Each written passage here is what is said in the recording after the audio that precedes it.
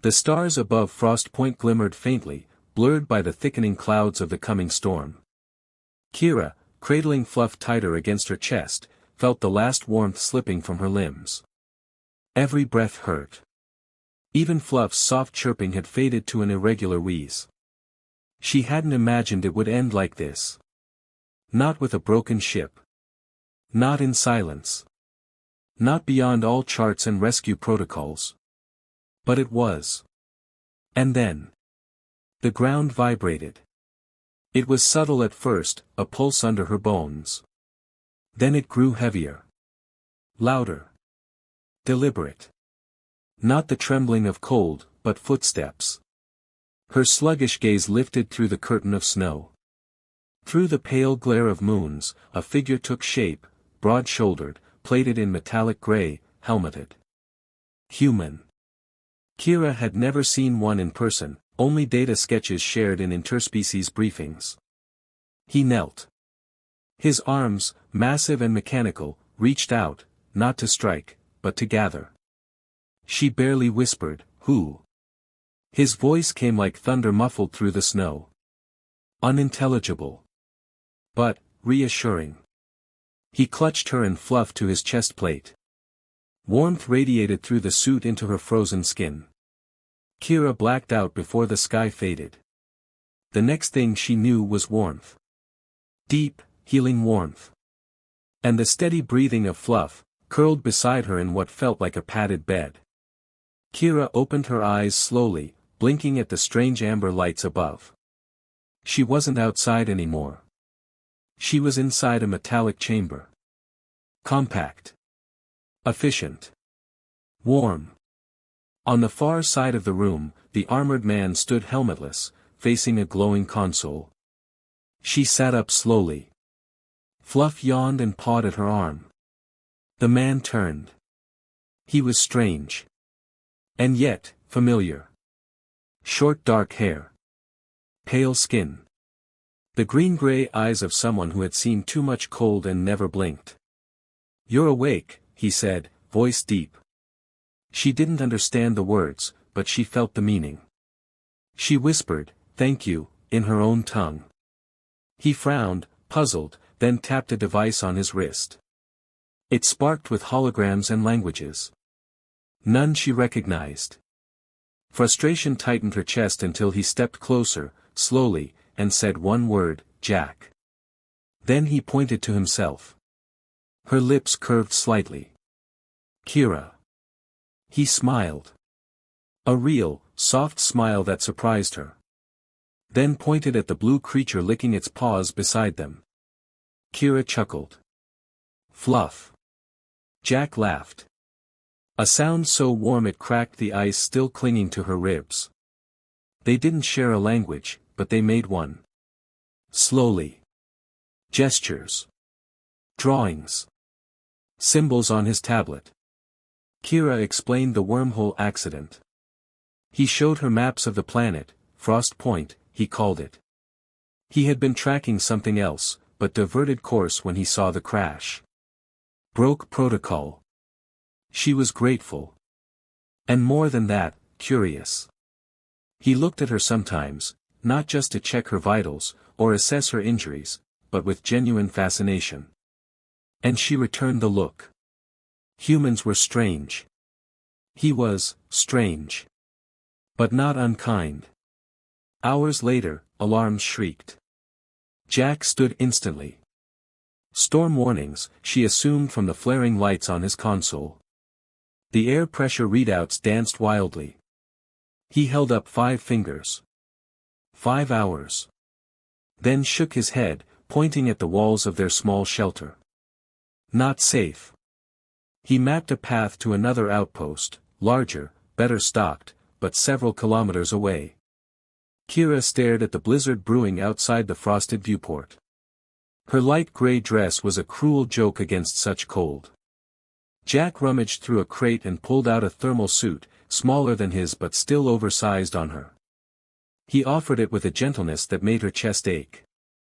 "Thank you," she murmured, already climbing into it. As they prepared to leave, Jack helped her adjust the helmet to fit over her pointed ears. Kira tucked Fluff into an improvised carrier strapped to her chest. His warm snout pressed to her collarbone. Jack scanned the outside. Wind screamed against the structure. He turned back to her, gave a nod, then opened the door. A blast of white fury met them. But she was ready this time. And she wasn't alone. They stepped into the storm together. The storm bit harder than Kira expected. Even wrapped in the thermal suit Jack had given her, the wind seemed to reach inside her bones. Each gust threatened to steal the breath from her lungs. Snowflakes like glass needles stung the exposed slivers of her face. Yet she pressed forward, because he did. Jack walked ahead, a solid, moving shield against the fury of Frost Point. His armor absorbed the worst of the wind. Every few steps, he would glance back to check on her, eyes glowing faintly behind the visor of his helmet.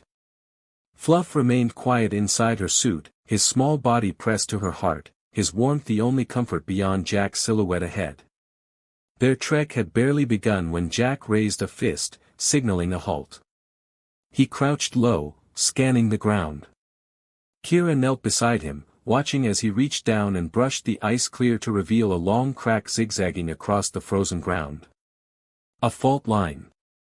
He pointed at the map on his wrist display, then gestured left, an alternate path. She nodded, trusting him. They veered off course. The terrain worsened. Jagged outcroppings jutted like teeth from beneath the snow. Wind howled between them like something alive. Kira slipped once, Jack caught her wrist instantly, steadying her without a word. His grip lingered longer than necessary. When she stood again, he gave a small nod and they continued. After an hour of silence broken only by their trudging boots and the wind's endless scream, Kira dared to speak. "How much further?" she asked, knowing he wouldn't understand. She pointed ahead, raising her brow. Jack glanced at his wrist display, then held up 3 fingers. 3 kilometers. Kira exhaled, part relief, part despair. As they pushed forward, she began to understand the rhythm of survival. 1 step. Then another. Breathe. Shield Fluff. Watch Jack. And repeat. It wasn't long before they ran into real danger. Jack froze mid-step, crouched low, then waved her down behind a snowdrift. Through the flurry, Kira spotted it, a towering shape moving across the ice. White on white, it would have been invisible if not for its breath, steaming clouds exhaled into the cold. The creature was massive. 6-legged. Furred like a snow beast. But the eyes glowed with intelligence. Predator. Kira held her breath as it turned its head, sniffing the wind. Jack raised his arm slowly, aiming a scanner. Red light blinked once, then turned green. He waved for stillness. The creature paused. Then, just as quickly, it lumbered past, vanishing into the snowstorm. Kira let out her breath. Her limbs trembled, not from cold this time. Jack leaned close. "Frost Titan," he whispered. She didn't know the words, but understood the tone. "Deadly." He waited until the silence returned before urging her on. Their path curved away from the Titan's direction. They would live, if they moved fast. The next hour blurred into struggle. Kira's legs burned. Her breath came in gasps. Fluff stirred, emitting weak chirps from beneath her layers. Finally, through the veil of white, a shape emerged. A dome. Partially embedded in a cliffside, almost camouflaged beneath snow and frost. Jack ran ahead, slapping a palm against the entry plate. A scanner flashed. The door whooshed open. He motioned her inside. Kira stumbled in after him. Warmth flooded the air behind the sealed entrance. For a moment, she just stood there, chest heaving, muscles shaking. They'd made it. Jack helped her shrug off her helmet. His own came off moments later, revealing sweat-matted hair and a jaw clenched tight with exhaustion. They met each other's gaze. Then both laughed, breathless, relieved, surprised. They were alive. The interior of this shelter was larger than the first. A central chamber, clean and functional. Heating panels along the walls. A console hummed softly. Storage crates stacked neatly in corners. Kira pulled Fluff from the carrier. The small creature stretched, then immediately began waddling across the warm floor, chirping softly. Jack activated lights, heating vents, and a life support monitor. The screen blinked red. He frowned. Beckoned Kira over. On the display, a section of the outer wall flashed crimson. Jack pointed, then mimicked a cracking motion. Danger. A breach. Kira's stomach dropped. He made a whooshing gesture, air escaping, then drew a finger across his throat. Kira understood. If they didn't fix it, they wouldn't survive the night. She studied the schematic carefully. Unfamiliar tech, but the design principles were similar to her own. She pointed to herself. Then to the breach. Jack blinked, then nodded slowly. In the storage bay, they found tools. Polymer compounds. Patching kits. Structural sealants. Kira picked out items she thought would work and held them up. Jack's brows lifted. He gave a nod and added a few tools of his own. They worked side by side. Jack donned his suit to inspect the external portion of the breach. He returned with a sketched schematic, stress fractures widening due to pressure variance. Unstable but patchable. Kira reinforced from inside. Jack sealed from outside. They communicated through the wall, tapping signals like code. When the final patch cured, Jack ran diagnostics. Green light. Repair successful. They stared at the screen in silent victory. Then they looked at each other. Smiled. The kind of smile shared only between people who just saved each other's lives. After a brief rest, Jack activated a small food station. Nutrient pouches. Steam rising. He handed one to Kira, watching her carefully. She sniffed, then took a cautious sip. Not bad. Earthy. Rich. Jack relaxed, eating his own. They sat across from each other on the floor. Fluff lay curled between them, happily licking its paws. Jack tapped a device, holograms appeared. Images of landscapes. Vast blue oceans.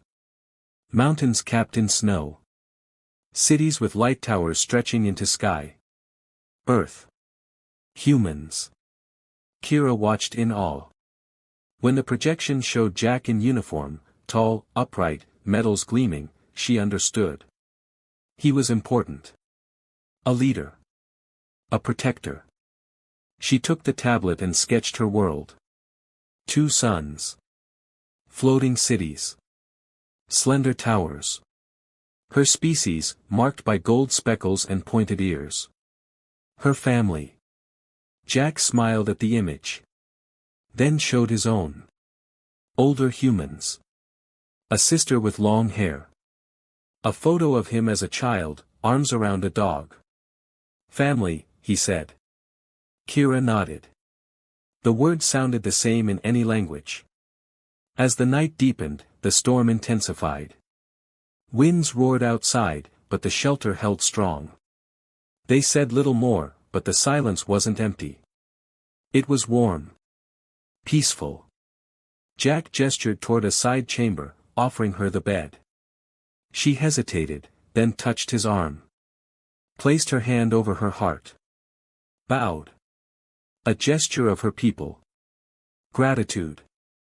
Jack mirrored it, hand on his chest. His green-gray eyes held hers for a long moment. Then he turned away. Kira lay awake, Fluff curled beside her. She stared at the ceiling. So much had changed in so little time. She had nearly died. Now she felt safe. And more than that. Seen. Heard. Valued. Not just because of what she was, but because someone had chosen to care. Chosen to stay. Somewhere between sleep and waking, her last thought was of Jack's eyes. Not human. Not alien. Just kind. The morning after the storm felt like stepping into a different world. Kira woke to the quiet hum of machinery and the gentle weight of fluff sprawled across her stomach. The little creature snored softly, its blue fur rising and falling with every breath. A strange calmness lingered in the air, as if the storm's rage had scoured the planet clean. She slid out of bed, careful not to wake Fluff, and padded barefoot across the warm flooring. Jack was already up. She found him near the external console, studying the environmental scans, back turned, muscles tense beneath a black thermal shirt. He didn't hear her approach. Not until she softly said, "Jack." He turned, surprise flickering through his expression before it softened into a smile. Kira. They had taught each other their names. Just the names. And yet that word, spoken in their own voices, now carried weight. Trust. Familiarity. A thread between species. He gestured her over to the console. The screen showed thick formations of ice blocking both exits. Towering spires had frozen solid during the night, shaped by wind and freezing vapor. Natural sculpture. Accidental prison. Kira frowned. Trapped. Jack nodded grimly. He pointed to the storage bay, then made a cutting motion with his hand. "Cut through?" she asked, pointing. He nodded again. They suited up together. Jack in full armor. Kira in her lighter, adjusted thermal suit. Fluff would remain safely inside the shelter, curled beside a heating coil and nibbling on protein paste Kira had softened for him. Outside, the air was still bitter, but calm. For the first time, Kira could fully see the world she'd nearly died on. Frost Point was breathtaking. A frozen wasteland, yes, but beautiful. The sun rose pale and cold, casting long shadows across jagged ice towers. Glacial winds sculpted the terrain into ridges and crescents. Snow shimmered like crushed diamonds. As they approached the blockage, Jack activated a plasma cutter. Heat sizzled against the ice. Steam billowed. Kira followed behind, clearing debris. At first, they worked in silence. The only sounds, melting ice, crackling frost, low breathing inside helmets. But after an hour, Kira started noticing something odd. The deeper they carved into the ice wall, the stranger she felt. It wasn't cold, she was insulated, but her skin prickled. Her fingertips tingled. And in her mind, echoes. Not words. Not thoughts. Feelings. Like memories that weren't hers. She paused. Rested one gloved hand against a curved ice wall. A pulse met her touch. Subtle. Rhythmic. Alive? "Jack," she whispered, unsure why. He turned, saw her hand against the wall. She met his gaze. "Something's here."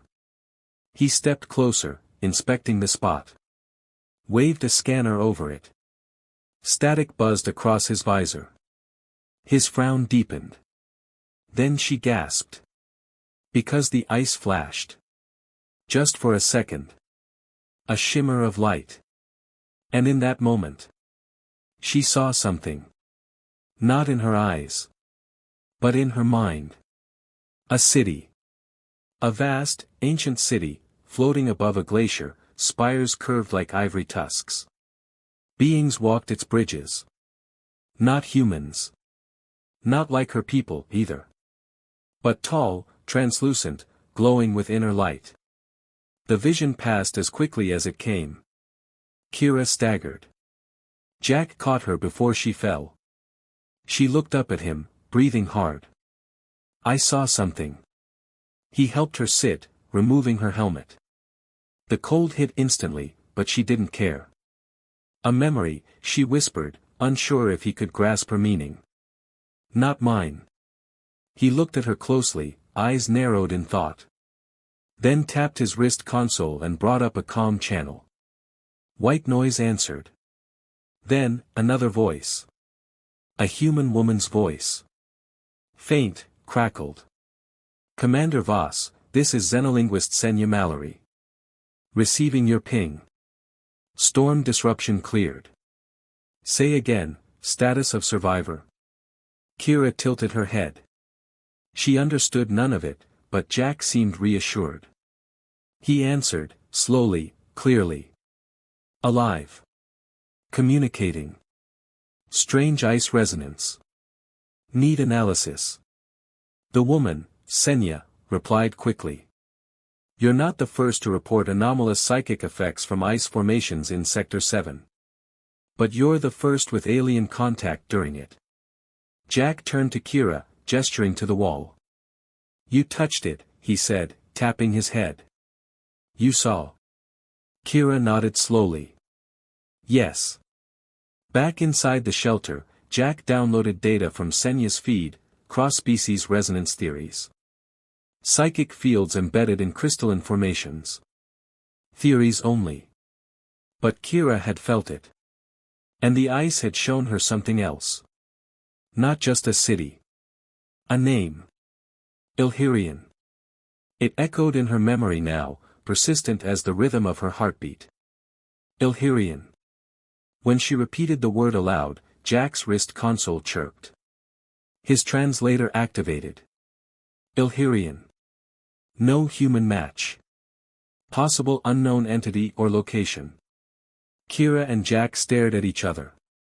He tapped the console again. Resonance field. The translator echoed back the word. Kira nodded. Yes. A field. Alive. That night, Kira couldn't sleep. She lay with Fluff curled at her side, the room dim and warm, but her thoughts elsewhere. Jack was just beyond the wall, likely reviewing every piece of data they'd collected.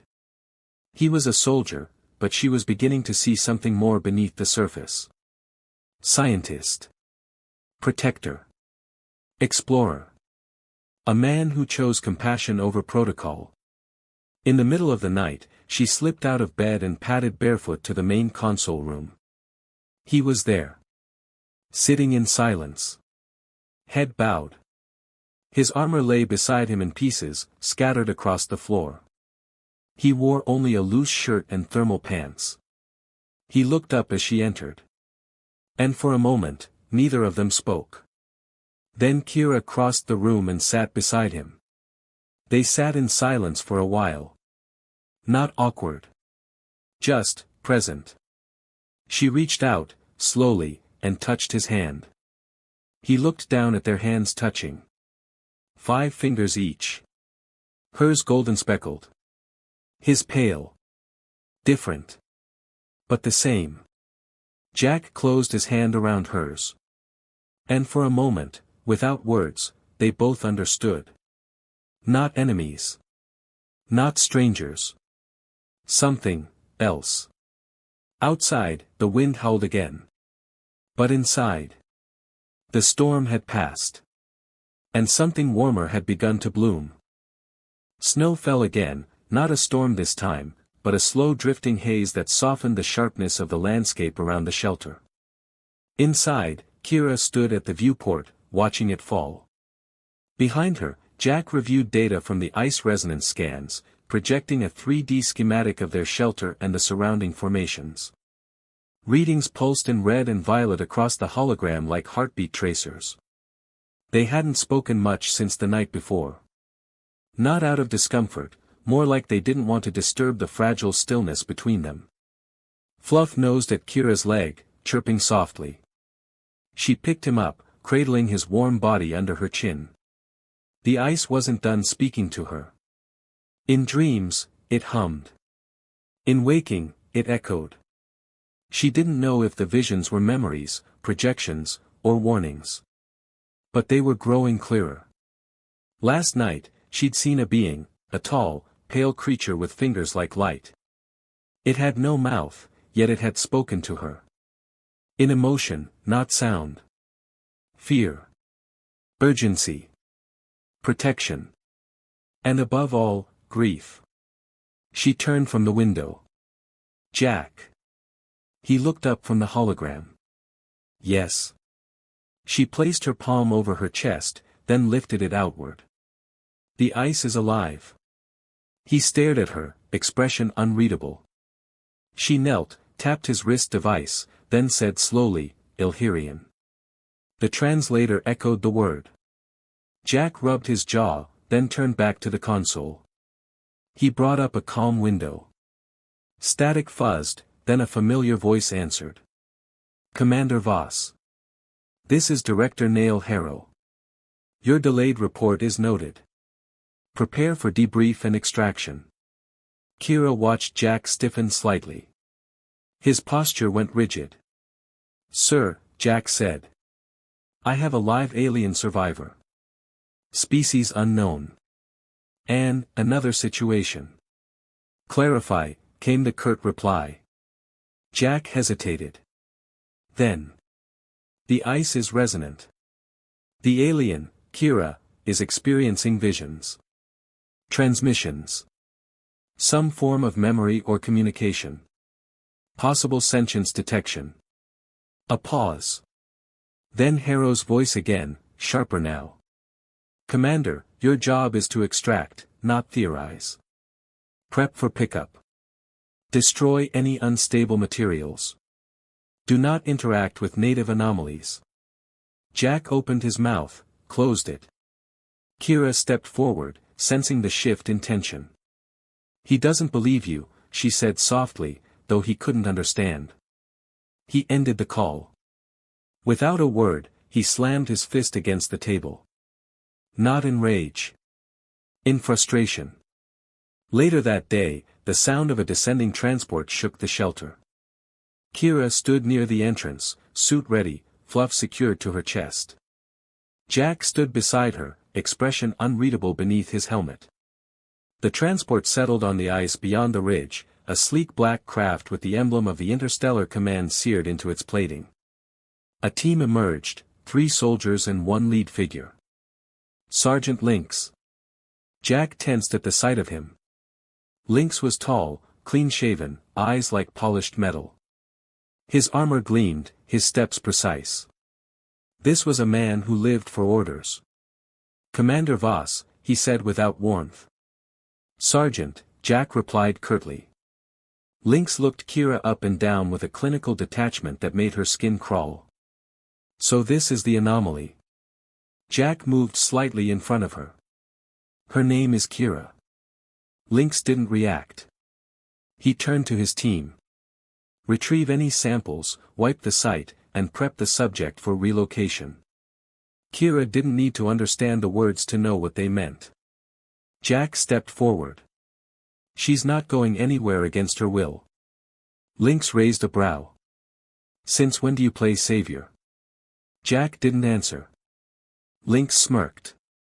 You always did get too close to your cases. Behind them, one of the soldiers entered the shelter. The hum of scanning equipment began. Kira tugged at Jack's arm. They're going to take me. He looked down at her. Then at Fluff. Then at the ice wall outside. And then he made his decision. He acted fast. Diverted the power grid. Sealed the doors. Jammed the transport signal. Alarms blared. Lynx's voice erupted over the comm. What are you doing, boss? Stand down. But Jack didn't answer. He turned to Kira, voice calm and steady. We're leaving. Kira blinked. How? He pulled open a hidden floor panel and revealed a narrow tunnel, dug during the first storm as a potential escape route. Barely wide enough for one person. It leads to the lower shelf. From there, we can loop to the ridge and find another signal out. Kira hesitated, then nodded. They crawled through, Fluff tucked between them. Behind them, the shelter filled with shouting. Gunfire pinged off walls as Lynx's men realized what was happening. But Jack had trained for escape. For survival.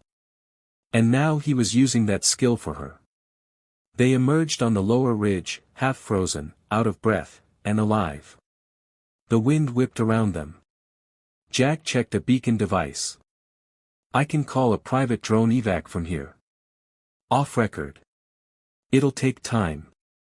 Kira leaned against him, shivering. And that was when the whisper came again. From the ice. This time, not in her mind, but in the air. A low hum. Harmonic. Layered. She turned, and saw it. A crack opening in the ice. No, not a crack. A door. A glowing line traced down the glacial wall, then split, revealing an interior of pale blue light. Kira stepped forward, drawn to it. Jack followed. Inside was a chamber.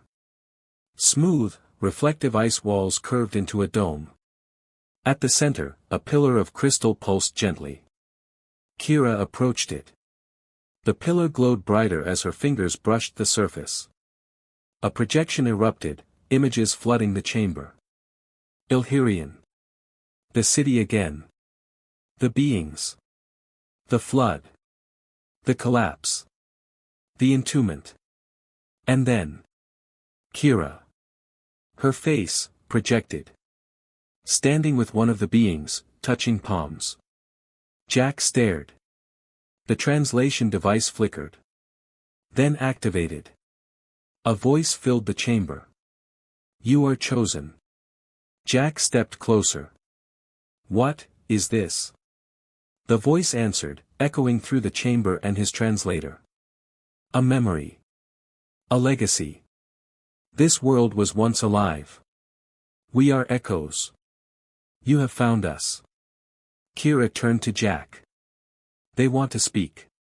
Through me. He looked at her, then nodded. I trust you. Outside, Lynx's men searched the ice field. Inside, Kira placed her hand fully on the pillar. Her mind filled with light. Emotions. Grief. Hope. Loneliness. And one word repeated in every pulse. Remember. Jack took her hand. Not as soldier to subject. But as something else now. Ally. Equal. Something more. The resonance grew. The storm outside began again, but this time, Kira wasn't afraid. She had heard the truth.